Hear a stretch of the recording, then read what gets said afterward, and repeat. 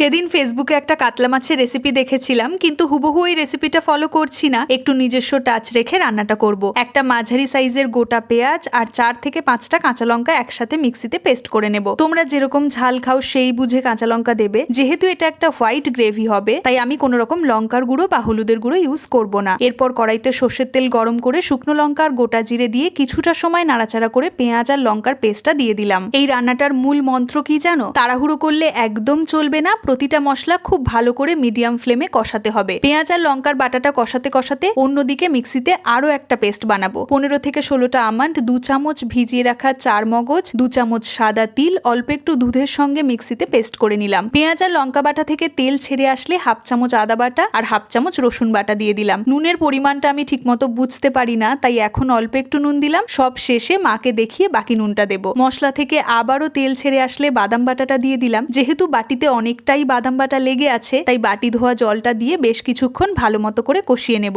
তোমরা কাজু বাদাম বাটাও ইউজ করতে পারো, তবে আমন্ড ইউজ করলে গ্রেভিটার স্বাদ অনেকটা ভালো হয়। আগে থেকে টক দইটা চিনি দিয়ে ফেটিয়ে রাখবে, নইলে অনেক সময় কড়াইতে দই দেওয়ার পর কেটে যাওয়ার সম্ভাবনা থাকে। মশলা থেকে তেল ছেড়ে এলে 4 চামচ টক দই দিয়ে দিলাম। শুরুতেই বললাম প্রতিটা ইনগ্রেডিয়েন্টস দিয়ে খুব ভালো করে ধৈর্য নিয়ে কষাতে হবে। সব শেষে আবারও মশলা থেকে তেল ছেড়ে এলে 1 বাটি গরম জল আর 1/2 বাটি দুধ দিয়ে দিলাম। অল্প একটু চিনি দিলাম আর গ্রেভিটা ফুটে এলেই কাতলা মাছগুলো দিয়ে দিলাম। অল্প একটু গরম মশলা বাটা দিলাম। আর যেহেতু মালাই কাতলা, তাই ফ্রেশ ক্রিম দিতেই হবে। ফ্রেশ ক্রিম ছাড়া কিন্তু এই রেসিপিটা একেবারেই অসম্পূর্ণ। ব্যাস, আমাদের মালাই কাতলা একদম রেডি। গরম ভাতের সঙ্গে এনজয় করতে পারো, দারুণ লাগে।